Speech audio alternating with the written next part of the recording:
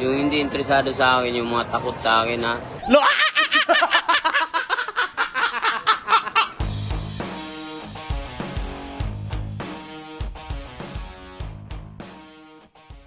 Patanaw sa Black Eye Idol. Wala naman tayong Black Eye, putang ina. Headbutt meron. Mga marites talaga kayo.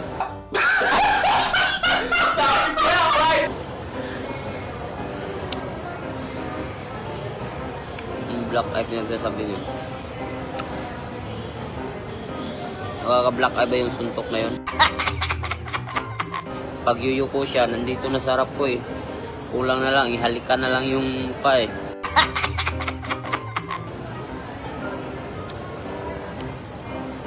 Sa ulo na yung suntok niya eh. Parang pag aribas ko, nandito na yung nakayuko na siya. Eh hindi na ako makasuntok ng maayos. Ang baga po, maski pilde na wala jud kay hangin na ulo ni mo ang hangin tikalon tayo pa. Come on, man. Shout out pa rin sa'yo, Binyu. Ito lang yung tikalon Binyu na may pagmumuka. It's payback time. Ikaw, ano yung pagmumuka mo?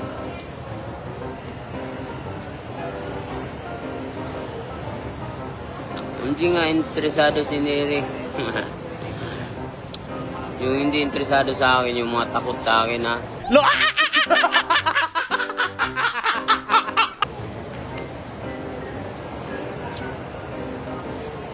Harap nyo sa akin yung hindi takot.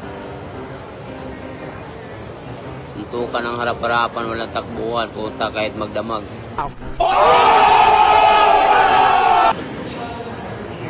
Dahil sira-sira ka dahil sa kapatid mo. Kayo yung sira kung paano yung mga pinagsasabi nyo. Ayusin nyo kasi yung pag-pronounce o yung pagsalita lang kasi ni Kuya Lods. Iba yung Bisaya at Tagalog eh. Kagaya ng baka, di ba alam mo yung baka? Baka yung sakali yun sa Tagalog. Yung baka sa amin gumagapang. Huwag kang mag-alala, sulit ako sa iyo kahit talo ka at pawi tayo. Ay, salamat kay Alex. Oh my God! Wow! Gusto ko sana mag-manihans ng ano guys. Gusto ko na sana mag-manihans ng mga ano ba, yung dollar sa ano, sa Japan. Ano to, mga magkano to. Kaso maraming tao nandito eh.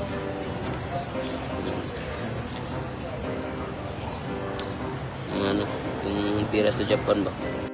Oh my God! Wow!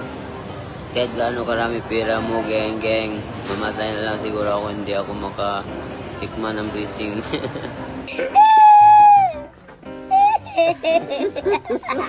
Malayo ka kasi siguro, ano, Edward.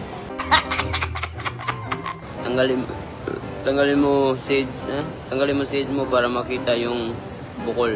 Bawal yan! Bawal yan! Bukol at sugat. Kung walang bukol, kung walang bukol, sugat meron. Ano ipapano mo sa akin? Pag ipakita ko pag walang bukol, anong mapapala ko sa'yo?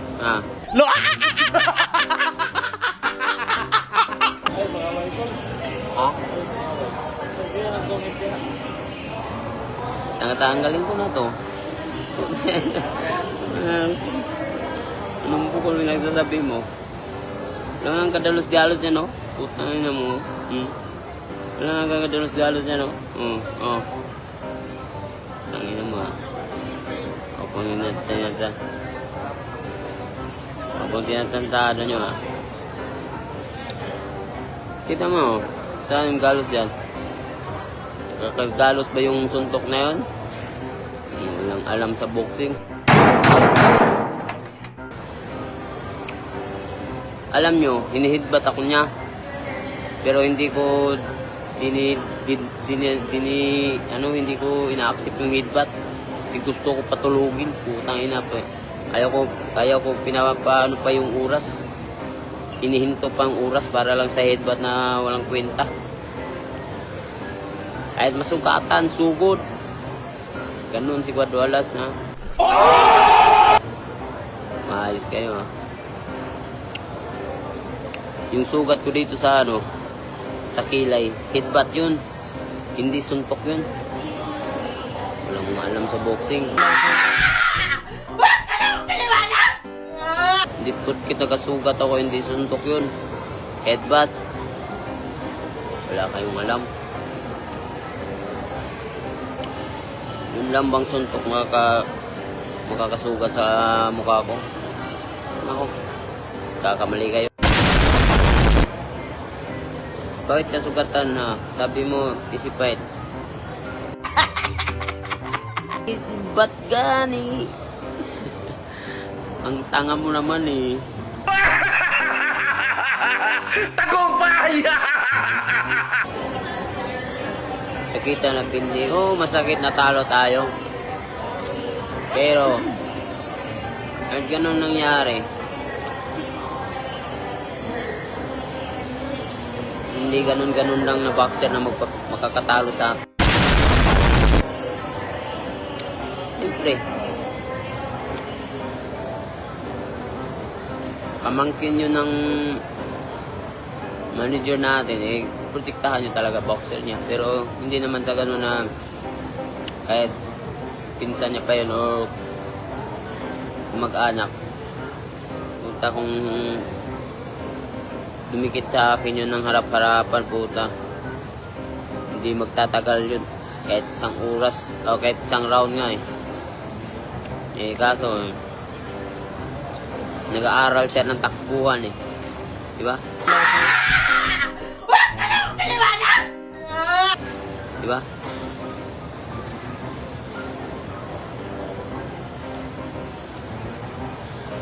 Yung nagsasabing hambog, but-but, burit.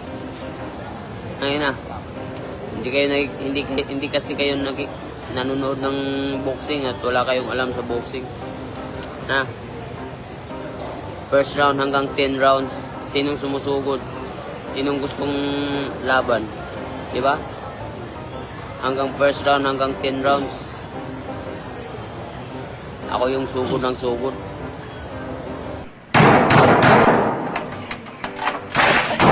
Talo ka nga eh. Alam na natin yung talo. May iba pa ba yung decision? Siyempre talo tayo kasi hindi naman sumugal ng laban yung kalaban natin eh. Talo? Sorry. Kabayaan mo yung mga buzzer idol. Bawi lang tayo sa sunod. Ipanalo mo matig yan. Mga buzzer natin yan forever.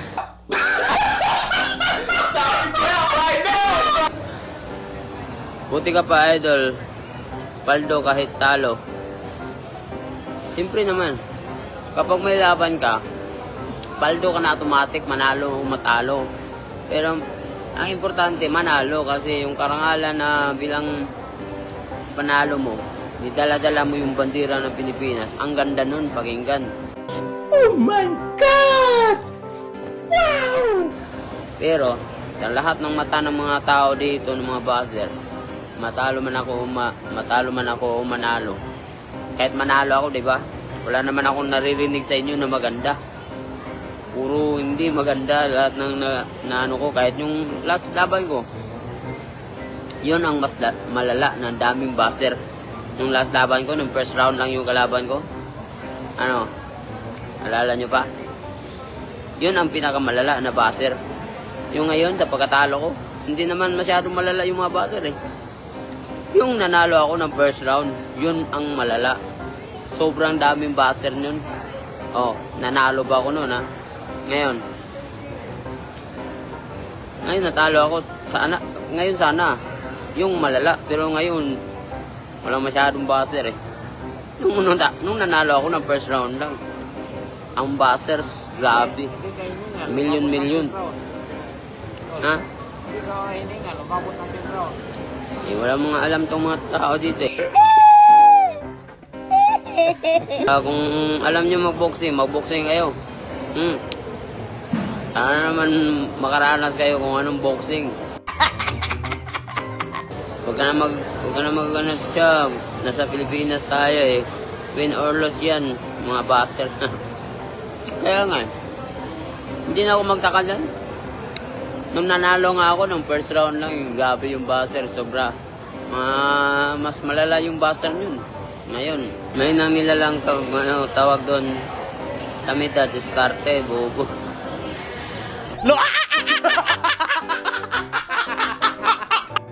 Idol mo pala yun eh. Hindi boxing. Nagkamali ka palang nagkamali ka ng laro mo. Ganun pala laro mo. Umalis ka dito sa Pilipinas kung ganun ka. Kung isa kang walang igurot ng talawan. Secret training idol, susunod. Yun lang eh. Dahil pumunta pa kami ng Japan para mag-ensayo, mag-training. Doon tayo na estudyohan sa mga sparring natin. Tuloy ba Larry versus Casimero? I don't know. Tingnan natin. Paayusin muna namin yung mga kilay namin kasi puro kami may mga headbutt eh. Puro kami may mga sugat. Kaya tingnan natin. Tingnan natin sa mga plano.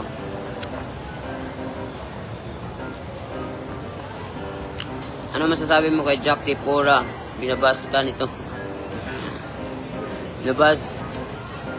Wala eh. Gusto niya yata pasampal yung mga message niya dati. Pati mga kaibigan ko, inutangan niya. Sampal ko nga yun. Para mapahiya naman tong gago na to. Bawal yan! Bawal yan!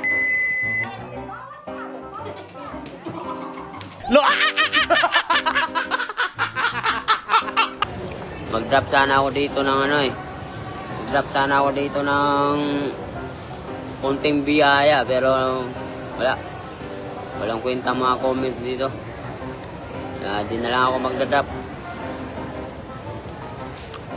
Bigay ko na lang sa mga nangangailangan. Walang kwenta.